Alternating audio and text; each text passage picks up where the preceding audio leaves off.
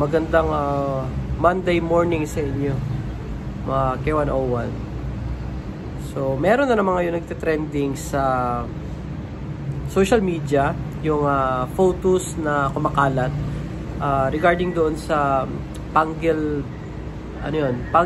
Bay Bridge, no? Na butas-butas na, no, yung bridge na yon. Actually,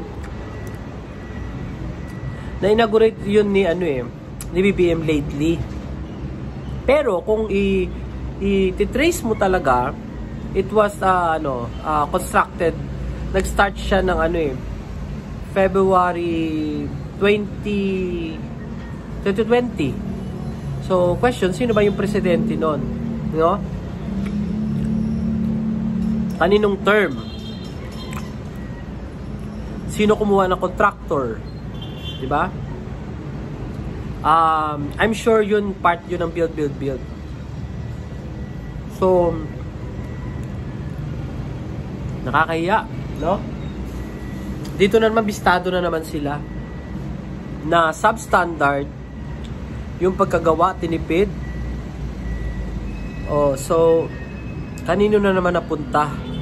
Nabulsa yung pera na instead mapunta doon sa proyekto.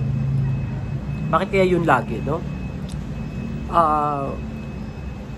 Dapat magkaroon ng agency, government agency na nag-aano ng quality control or finish, no? Finish product, kung nag-check ng quality ng isang project ng gobyerno. Kasi yung magsasuffer doon, yung taong bayan. Diba? Imagine mo, bilyon-bilyon ng ginastos. Tapos biglang example, hindi madaanan. Kasi, lubak-lubak. Or, hindi matibay. No? So, kung doon pa lang sa finishing ng flooring nila, yung mismong kalye, standard, substandard na, how much more doon sa pundasyon nun? Baka mamaya dyan yung dadaan lang yung mabibigat na truck, bibigay na. Diba? Maraming ganun nangyari. So dapat imbestigahan ito ng mga dyan sa Senado, ipatawag, no? Para managot yung mga contractor, no? At malalaman kung kasi may mga nagsasabi kung kaninong merong kadikit, no, sa pangalan ng isang senador na nung time na yon yung contractor, or until now senador pa rin siya.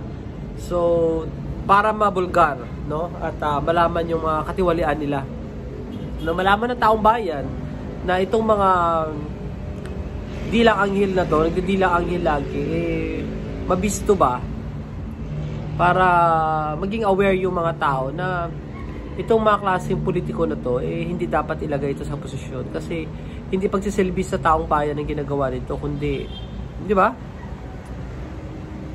kumukubra lang ng pera ng taong bayan. So dapat may imbestigahan ito. So anyway, lansones kayo dyan. Hindi siya masyadong matamis. Sakto lang. Kulang pa ako sa tulog kasi ewan ko ba 1 AM nagising ako, tapos nahirapan na ako matulog. Pero yun.